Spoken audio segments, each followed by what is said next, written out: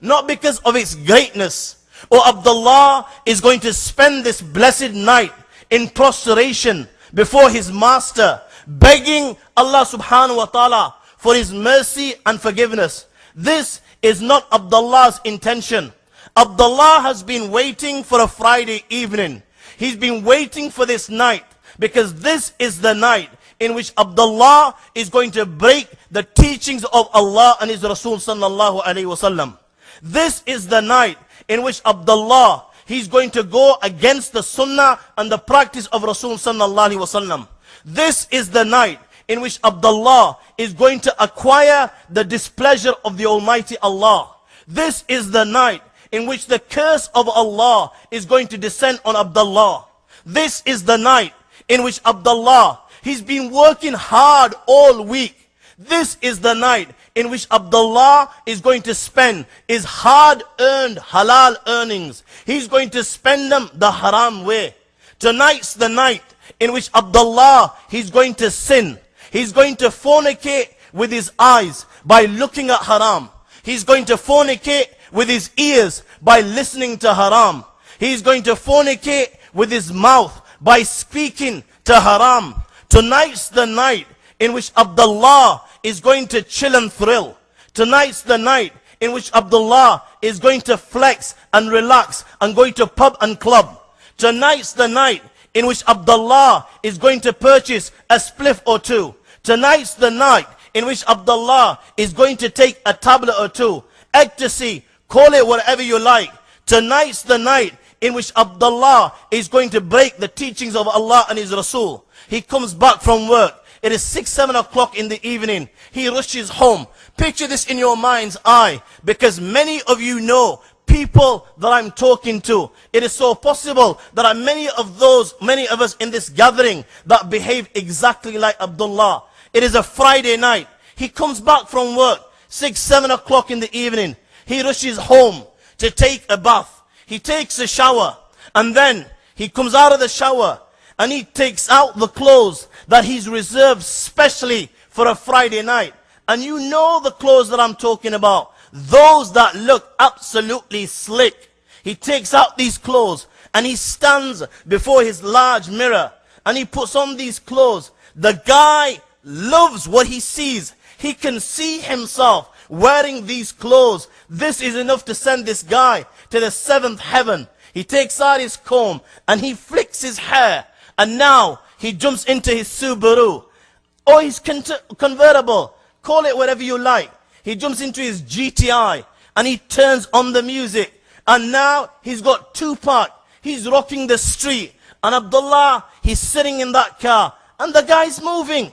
He goes and picks up his mates. Call him Zaid, call him Bakr, call him Shaq, call him what you like. It might be Maj, it might be Zide. He picks these guys up, and you know what? They're all looking good. They're all dressed in the manner that Abdullah's dressed. And you know the gel that they've got on makes them look evil. You know, they're looking really good. They jump into the car. They make their way to Frontier. Call it Frontier. Call it the Ritz. Call it whatever you like. The nightclub is the ultimate destination. They're egging one another on. They reach the nightclub. It is about 8 o'clock in the evening. They reach the nightclub. They park up. They walk out the car. And you know what? It's the bad boy walk. The guys are walking the bad boy walk.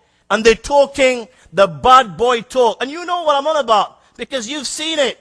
You've seen it happen. You know who I'm referring to.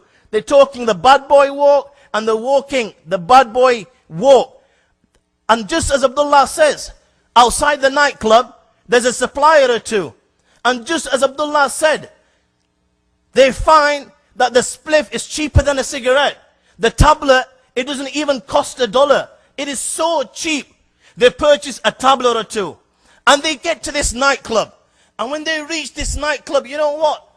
This nightclub is on fire. It is awesome. It is out of this world. This is the nightclub. It's got a DJ that's coming out with mixes from Planet Zog. This is how bad it is. Yeah? And he's coming out with his evil mixes. The lights are flashing, red, green, blue. And women are dancing. You can see the flesh. He's gone for the flesh. There's flesh everywhere.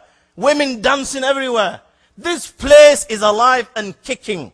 It's got his own buzz. Now Abdullah, he wants his own buzz. He's purchased a tablet or two. And when he saw this place on fire, he takes out his tablet. And just as he said, he only purchased it for $1. And he takes this tablet and he puts it down his mouth. And as soon as he puts it down his mouth, a minute or so passes. And this Abdullah now is on the 7th heaven. And there is nothing that can bring Abdullah down. One tablet he's taken. He's in the nightclub. This tablet sends him to the 7th heaven. Little does this Abdullah, 18-year-old Abdullah know. Or 19-year-old Abdullah. Or is it Amina at 21 years of age? Allah knows best. Little does this Abdullah or this Amina know the consequence of this one tablet that he's just taken. The consequence of this one action. The consequence of this $1 that he spent the haram way. Little does Abdullah know the consequence of this one spliff. Let me share with you the consequence of this one spliff, of this one tablet. He's taken this tablet, but now all of a sudden, within a minute, something is happening inside Abdullah's body. Something he cannot see. Something he cannot hear. It is bigger than any revolution that has ever taken place. His iman is now beginning to choke. It is so sad that bichara poor Abdullah doesn't even know what iman is. He doesn't even know what the glory of iman is. He doesn't even know the consequence of this action. Let me share with you and let me remind you the hadith which Imam al-Tirmidhi has recorded on his sunan on the authority of Abdullah ibn Amr. And that will explain to you the glory of iman and this gift that Allah subhanahu wa ta'ala has bestowed upon you. Our beloved Prophet Muhammad sallallahu alaihi wasallam said, إِنَّ اللَّهَ سَيُخَلِّصُ رَجُلٌ مِّنْ أُمَّتِي على رؤوس الخلائق يوم القيامة فينشر عليه 99 سجل كل سجل مثل مد البصر. See if you can picture this in your mind's eye, because you will be there and you will witness this, because you will be on the plane of resurrection. It is the day of judgment. The earth is a flat white plain. It will be the greatest congregation ever seen. There will be no hills. There will be no mountains. The earth will be a flat plain. And Allah will stretch it like rubber. And every human being that Allah has ever created will be on the plane of resurrection. Every woman that Allah has ever created will be on the plane of resurrection. You are all there. And you number zillions and zillions of human beings. And Allah, Nabi Kareem sallallahu alaihi wasallam says, Allah will take out one man from amongst my ummah, and he will come, and he will stand before the Lord of the Arsh and Kursi. لَيْسَ بَيْنَكَ وَبَيْنَ اللَّهِ hijab. There will be no barrier between you and the Almighty Allah. There will be no veil between you and the Almighty Allah. He will come, and he will stand direct before his master. And this man will have committed so much sin, that no human being will have ever committed sins like this. That Nabi Kareem sallallahu alaihi wasallam himself is saying, "Kullu sijillin mithlu maddil basar." It will have taken 99 registers to record the sins that this person has committed. Every sin that you can imagine, this guy has gone and done it. That it is taken 99 registers to record his sins. And every register is big as far as the eye can see. This is the person that is standing before the Almighty Allah, the Lord of the Arsh and Kursi, on the day of judgment. His registers will be placed next to him, and he will come before the Almighty Allah. And Allah subhanahu wa ta'ala will ask, أَظَلَمَكَ كَتَبَتِ الْحَافِظُونَ. Have a look at these registers. Is there anything in these registers that you have not done? It is so possible that my angels have wronged you, and they have mistaken and put something in your account that you have never done. He will say, La ya Rab. By Allah, everything that is inside this register, he will acknowledge his sins on that day.